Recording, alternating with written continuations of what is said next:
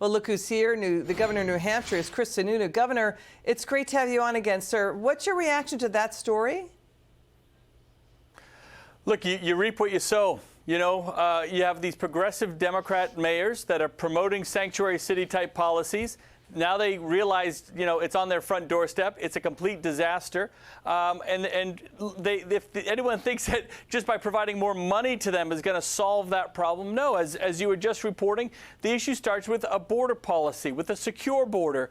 You know, we have to go to the root of the problem, and the root of the problem is something that 330 million Americans are staring right at. Everyone seems to know the solution other than Joe Biden at this point. So it's hypocrisy at its worst. I mean, I guess hypocrisy is very ironic sometimes, and unfortunately some of these cities are reaping it now. But this is why policy matters. This is why voting for the right candidates matter. Elections matter. These things can have huge impacts on your life. And what's also happening in these cities, they don't just have a homelessness crisis. They have a mental health crisis. They have drug crises.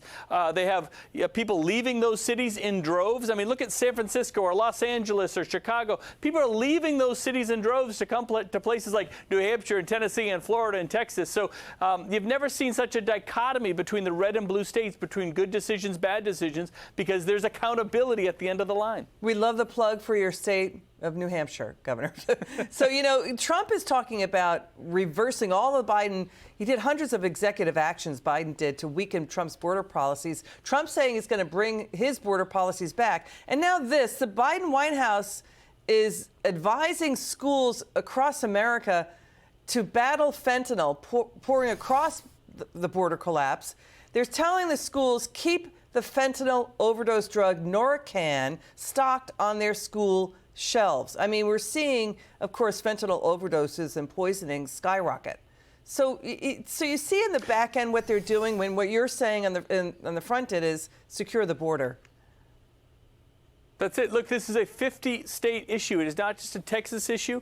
It is a 50-state issue. It's hitting everywhere. When you look at the human trafficking, the sexual trafficking, the drugs that are coming over in effectively unlimited type quantities, you know, Trump had good border policies. There's no doubt about it. I would have liked it if he actually built the wall that he said he was going to build and have Mexico pay for. That didn't quite pan out. Yeah, but he was stymied. But he was roadblocked throughout that. But you know the other thing, too, Governor?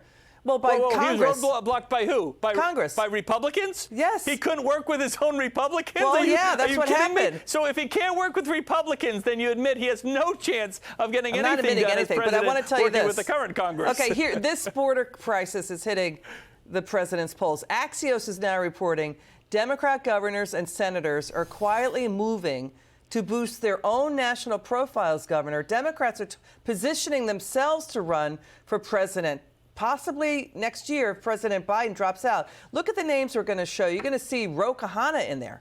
Ro Khanna's in there, Governor Phil Murphy, Cory Booker. They're boosting their profile, says Axios, in case Biden drops out. The polls are not good for the president right now. They're pretty dire. Well, I've said for a long time, I don't think Biden's ultimately on the ticket in 24. I think he'll go through the primaries. He'll do everything he can to collect as many delegates. I think there's a chance that knowing where he is today and the disaster that he's likely going to be in, both physically and a mental state, by the time the convention comes, both he and the Democrats will or one or the other, will come up with some plan to move his delegates, move his position, be a kingmaker to just to some of those individuals on that list. I think Gretchen Whitmer is a top candidate there. You know, okay. We'll see where it all goes, but the Democrats have especially if Trump's on the ticket, they have an amazing opportunity to put somebody else on the ticket, and they'd run the table just like they did in 22 against Trump-style candidates and messaging. Governor, I supported the former president, and I still think he had the right policies, but we need a conservative who can both win in 24 and actually achieve fiscal discipline, achieve draining of the swamp, achieve securing the border. These are the things that actually matter. And if you are you going to run? You can't govern if you don't win. Are you going to run? No. I'm going to help all the candidates be the best version of themselves here in New Hampshire as they go through the first in the nation primary. Governor, you're a lot of fun. Come back, okay? We love having you on.